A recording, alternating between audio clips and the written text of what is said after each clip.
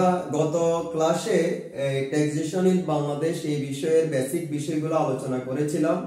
আমরা গত ক্লাসে বলেছিলাম যে আমাদের বেতন খাতে আয়টা হচ্ছে 1984 সালের আয়কর অধ্যাদেশ অনুযায়ী একজন ব্যক্তি বা একক ব্যক্তির প্রধান খাত। আজকে আমাদের আলোচনা হচ্ছে বেতন খাতে আয় এই অধ্যায়টা নিয়ে। এই অধ্যায়ের আজকে আমরা বেতন খাতে আয়ের ভিতরে কি কি তথ্য আছে, কিভাবে এখানে অঙ্কগুলা সমাধান করা যায় বা কিভাবে অঙ্কগুলা আমাদের করতে হবে, আইনের কোনো নিয়ম কানুন আছে কিনা সেটা আমরা দেখব। প্রথমে আসি আমরা বেতন বলতে কি বুঝি। বেতন হচ্ছে যে কোনো ব্যক্তি যখন তার শারীরিক বা মানসিক পরিশ্রমের বিনিময়ে যে সুযোগ সুবিধাটা পায় সেটাকে বলা হয় আমাদের বেতন। বেতন বলতে সাধারণত এখানে মূল বেতন যেটা এটাকে বুঝায় না, বেতন সাথে তার আনুষঙ্গিক অন্যান্য যে সুযোগ সুবিধাগুলো আছে এগুলো সবগুলাকে একসাথে বলা হয় আমাদের বেতন। আমরা এখানে বেতন এবং বেতনের ভিতরে কি কি বিষয় আছে, বেতনের উপাদানগুলো সেটা আমরা একটু দেখব। বেতনের ভিতরে আছে তার সাধারণত প্রথমে আছে তার মূল বেতন, তারপরে আছে যে আমাদের এখানে বাড়ি ভাড়া ভাতা, তারপরে আছে যাতায়াত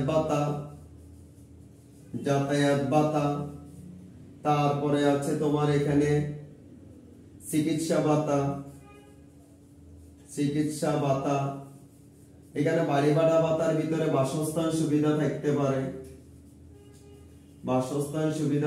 পারে, এখানে যাতায়াত ভাতার ভিতরে যানবাহন সুবিধা থাকতে পারে, চিকিৎসা ভাতা, তারপরে হচ্ছে আমাদের এখানে আছে থাকতে পারে অনুমোদিত ভবিষ্যৎ তহবিলের সুদ,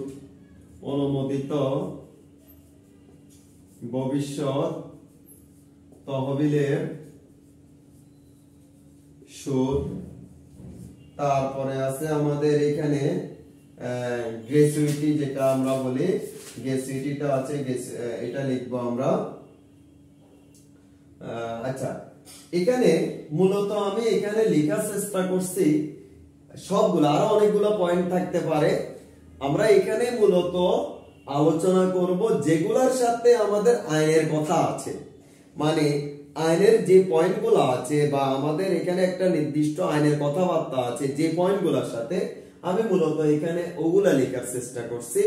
কারণ এখানে আমরা যখন একজন ব্যক্তির যখন বেতন খাতে আয়টা যখন নির্ণয় করতে যাব, তার বেতনের যে উপাদানগুলো আছে এই উপাদানগুলো তো আমরা লিখব। লিখার সময় কিছু কিছু টাকা আছে বা কিছু কিছু খাত আছে যেটার একটা নির্দিষ্ট সীমা পর্যন্ত অকর্তার্য মানে হচ্ছে মানে এত টাকা পর্যন্ত তোমাকে কর দিতে হবে না।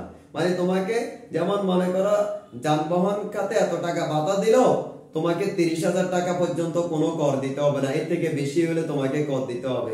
এগুলাকে বলা হয় অকর্তার্য। ওই আইনের কথাগুলো আজকে মূলত আমরা এই বেতন খাতে আয়ের ভিতরে আলোচনা করব। ঠিক আছে, আসো প্রথমে আসো মূল বেতন।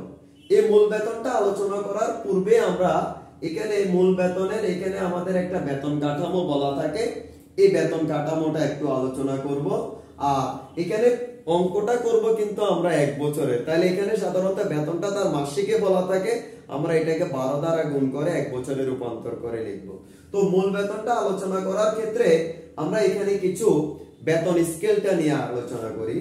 একটা প্রতিষ্ঠানের মনে করো এরকম একটা তথ্য দেওয়া আছে, বেতনের ক্ষেত্রে 1000, 10, 1500, মনে করো 50,000, এটাকে বলা হয় বেতন স্কেল। এটাকে কি বলা হয়? বেতন স্কেল বলা হয়। তো বেতন স্কেল মানে হচ্ছে ওই প্রতিষ্ঠানটা যে হারে তার কর্মচারী বা কর্মকর্তাদের বেতন দেয় ওটাকে বলা হয় বেতন স্কেল।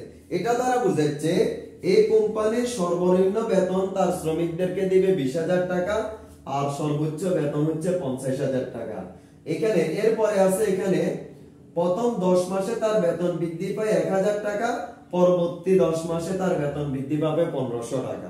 এটা হচ্ছে যে বেতন স্কেল। আবার সর্বনিম্ন বেতন 20,000 টাকা, সর্বোচ্চ বেতন হচ্ছে 50,000 টাকা, প্রথম 10 মাসে বেতন পাবে 1,000 টাকা করে, পরবর্তী 10 মাস পরে বেতন পাবে তার 1500 টাকা।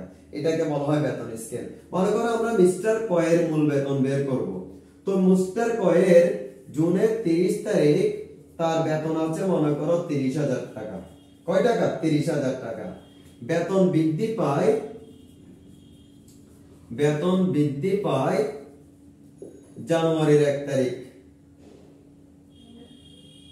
জানুয়ারির 1 তারিখ তার বেতন বৃদ্ধি পায়। এখন আসো আমরা তাহলে তার মূল বেতনটা কিভাবে বের করব। আমাদের যখন ইনক্রিমেন্টাল রেট যখন দুইটা দেওয়া থাকবে, মানে এখানে প্রথমে 1000 টাকা বাড়ে, এরপরে আমরা 1500 টাকা বাড়ে। যদি এখানে ইনক্রিমেন্টাল রেট যদি দুইটা দেওয়া থাকে, আমরা সবসময় পরেরটা চিন্তা করব, মানে এটা চিন্তা করব না। কোনটা চিন্তা করব? পরেরটা। তাহলে 30 জুন তারিখে তার বেতন হচ্ছে যে 30,000 টাকা। তাহলে এটা হচ্ছে বছরের শেষ দিনের বেতন 30,000 টাকা। এখন আমাকে বলবা এই টাকাটা কি বৃদ্ধি পাওয়ার পরের বেতন নাকি আগের বেতন? অবশ্যই পরের বেতন, কারণ 30 জুন মানে শেষ দিন, আর বেতনটা বৃদ্ধি পেয়েছিল জানুয়ারির 1 তারিখ। তাহলে জানুয়ারির 1 তারিখে বেতনটা বৃদ্ধি পেয়ে শেষ দিন এসে এটা 30,000 টাকা দাঁড়াইছে। এখন আমি যদি তোমাকে প্রশ্ন করি তাহলে তার জানুয়ারির আগে তার বেতন কত ছিল, তাহলে 1500 টাকা কম। এখানে দুইটা, একটা 1000 আর একটা 1500। যদি 1500 এটা না থাকতো আমরা ধরে নিতাম যে তার বেতন বৃদ্ধি পাইছে 1000 টাকা, আর 1500 দেওয়া থাকলে তাহলে আমরা ধরে নেব যে বেতন বৃদ্ধি পাইছে কত টাকা? 1500 টাকা। তাহলে আমরা যখন এখানে তার যখন মূল বেতনটা যখন বের করতে যাব, তখন আমাদের এখানে প্রথমত হচ্ছে জুলাই থেকে ডিসেম্বর পর্যন্ত তার বেতন হবে 30,000 টাকা থেকে 1,500 টাকা বিয়োগ করলে 28,500 ইনটু 6 প্লাস পরবর্তীতে হবে 30,000 ইনটু 6। এই দুটোটা যোগ করলে তার মূল বেতনটা আমরা পেয়ে যাব। মানে জানুয়ারি মাস থেকে তার বেতন হচ্ছে 30,000 টাকা করে 6 মাসের। তাহলে জানুয়ারি, ফেব্রুয়ারি, মার্চ, এপ্রিল, মে, জুন 6 মাসের 30,000 টাকা করে। আর এর আগে তার বেতন ছিল 28,500 করে, মানে 1,500 টাকা কম। ঠিক আছে? এটা হচ্ছে যে জুলাই থেকে ডিসেম্বর পর্যন্ত আমরা মূল বেতনটা এইভাবে বের করব। মনে থাকবে? ওকে। এরপরে আসো, এরপরে হচ্ছে আমাদের বাড়ি ভাড়া ভাতা। বাড়ি ভাড়া ভাতার ক্ষেত্রে আমাদের অপদার্য আছে। অপদার্য মানে যে টাকা পর্যন্ত আমরা কর দিব না। এই ক্ষেত্রে মনে রাখবা বাড়ি ভাড়া ভাতার ক্ষেত্রে আমরা প্রথমে এই বাড়ি ভাড়া ভাতা যত টাকা পাই তত টাকা আমরা এখানে টাকার কলাম প্রথম কলামে লিখবো। লিখে আমরা এখানে মাইনাস লিখবো অপদার্য। কি লিখবো আমরা? এই অপদার্য। অপদার্যের ক্ষেত্রে আইনের কথাটা হচ্ছে মূল বেতনের 50%। মানে আমাদের এখানে মূল বেতন যত টাকা পাবো ওই টাকার 50% টাকাটা পাবো, অথবা বার্ষিক 3 লক্ষ টাকার মধ্যে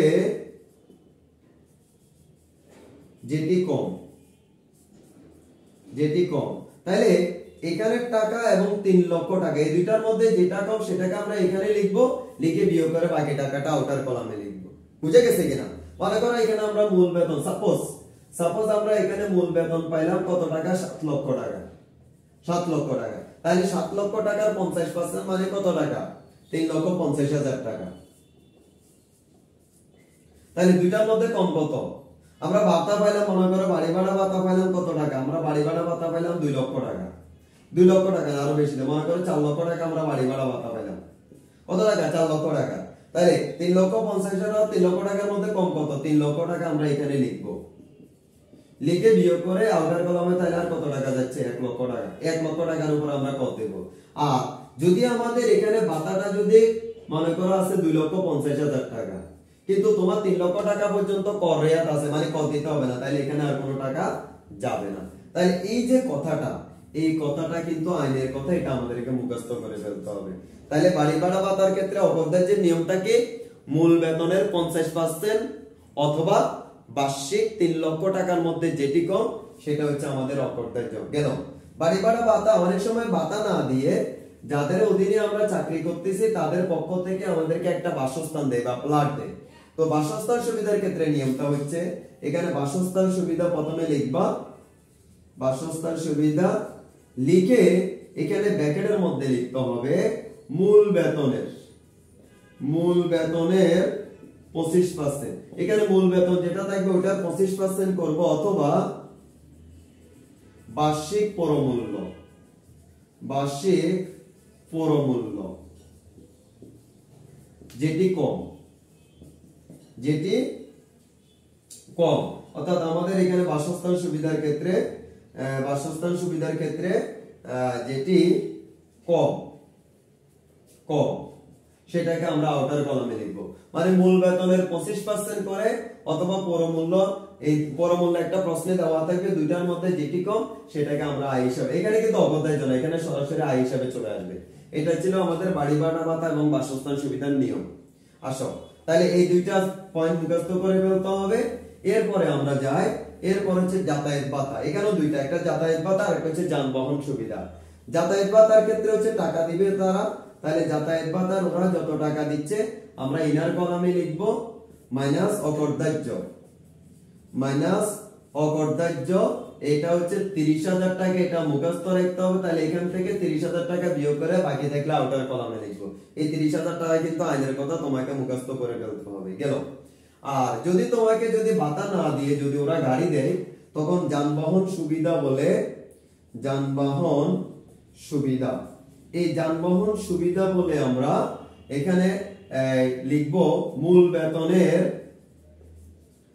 বেতনের 5% করে যত টাকা আসে লিখব, অথবা বার্ষিক 60,000 টাকার মধ্যে যেটি বড়, তাহলে ওই টাকাটাকে আমরা এখানে আউটার কলামে আনবো। তাহলে বাসস্থান সুবিধার ক্ষেত্রে মূল বেতন, এখানে মূল বেতনের 5% করব, অথবা 60,000 টাকা, এই দুইটার মধ্যে যেটা বড় সেটা আয় হিসাবে আমরা এখানে যোগ করব। লিখো আমাদের যাতায়াত, বাসস্থান সুবিধা, যানবাহন সুবিধাও গেল। এরপর আসো চিকিৎসা ভাতা। চিকিৎসা ভাতার ক্ষেত্রে প্রথমে আমরা চিকিৎসা ভাতাটা ইনার কলামে লিখব মাইনাস অকর্তব্য। অকর্তব্য হচ্ছে মূল বেতনের 10%, অথবা 1,20,000 টাকার মধ্যে। এই যে টাকাগুলো লিখতেছি এগুলা কিন্তু তোমার মুখস্থ, টাকার মধ্যে যেটি কম সেটাকে আমরা এখানে লিখবো, লিখে টাকাটা বেশি থাকলে অতিরিক্ত আউটার কলামে লিখবো। গেছে? এখানে একটা নিয়ম। তাহলে মূল বেতনের 10% করে লিখবো, অথবা 1,20,000 টাকার মধ্যে যেটি কম সেটা আউটারে। যদি এখানে টাকাটা বড় হয়, এখানে টাকাটা অপেক্ষা যদি বড় হয় এখানে বিয়োগ করে বাকিটা, যদি এটা বেশি হয় তাহলে এখানে আর কোনো টাকা যাবে না। লাস্ট ওয়ান, সেটা হচ্ছে অনুমোদিত ভবিষ্যৎ অনুমোদিত ভবিষ্যৎ তহবিলের সুদ।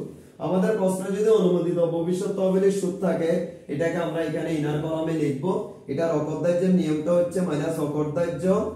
এই অকর্তব্যের নিয়মটা হচ্ছে 14.5% হারে নির্ণীত সুদ, অথবা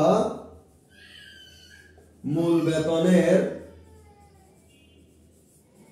3/1 যেটি কম সেটাকে অকর্তব্য। এখন 14.5% হারে এখানে আমাদের অনুমোদিত ভবিষ্যৎ তহবিলের একটা নির্দিষ্ট পার্সেন্টেজ, মনে করো 15% অনুমোদিত ভবিষ্যৎ তহবিলের সুদ আছে 15,000 টাকা। এখন আমরা 14.5% হারে কিভাবে নির্ণয় করব? এই 15,000 কে 15 দিয়ে ভাগ করব, 14.5 দিয়ে গুণ করলে 14.5%। কিভাবে? এই 15,000 হচ্ছে 15% এর সুদ, তাহলে 15 দিয়ে ভাগ করবা। দরকার তোমার 14.5% হারে সুদ, তাহলে 14.5 দ্বারা গুণ করবা, তাহলে 14.5% এর নির্ণীত সুদ চলে আসবে। অথবা মূল বেতনের 3/1 করে যত টাকা, এই দুইটার মধ্যে যেটা কম সেটা এখানে লিখবা, লিখে বিয়োগ করে আউটার কলামে পাঠিয়ে দিবা। এটা হচ্ছে আমাদের অনুমোদিত ভবিষ্যৎ তহবিলের ক্ষেত্রে অকর্তব্যের নিয়ম। এই বিষয়গুলো, এই যে এখানে যে বিষয়গুলো আমরা লিখলাম, এই বিষয়গুলো আমাদেরকে মুখস্থ রাখতে হবে। আর আরেকটা আছে গ্র্যাচুইটি। গ্র্যাচুইটির ক্ষেত্রে 2,50,00,000 টাকা পর্যন্ত অকর্তব্য, মানে কোনো কর দিতে হবে না। এগুলো হচ্ছে যে আইনের কথা, বেতন খাতা আইনের ক্ষেত্রে। এর বাইরে আরো অনেকগুলো থাকবে, যেমন বোনাস থাকতে পারে, অগ্রিম বেতন, আরো অন্যান্য বিষয় থাকতে পারে, চাকর ভাতা থাকতে পারে, ভ্রমণ ভাতা থাকতে পারে। এগুলো সবগুলো যেভাবে দেওয়া থাকবে ওইভাবে আমরা লিখে ফেলবো। তবে ভ্রমণ ভাতার ক্ষেত্রে মনে রাখবা, ভ্রমণ ভাতার ক্ষেত্রে দুইটা পয়েন্ট বলা থাকতে পারে। সেটা হচ্ছে যদি এটা প্রাতিষ্ঠানিক প্রয়োজনে হয়, ব্যবসায়ের প্রয়োজনে হয়, পুরোটা অকর্তব্য হবে, আর ব্যক্তিগত প্রয়োজনে পুরোটা আয় হিসাবে লিখতে হবে। এই যে নিয়ম, এটা হচ্ছে আমাদের বেতন খাতে আয়ের নিয়ম। ঠিক আছে? তো আজকের ক্লাসটা এতটুকু, এগুলো তোমরা মুখস্থ করে ফেলবা। নেক্সট ক্লাসে আমরা এই বেতন খাতে আয়ের অঙ্ক করব। তাহলে আজকের মতো এতটুকু শেষ। সবাই ভালো থাকবা। আল্লাহ হাফেজ।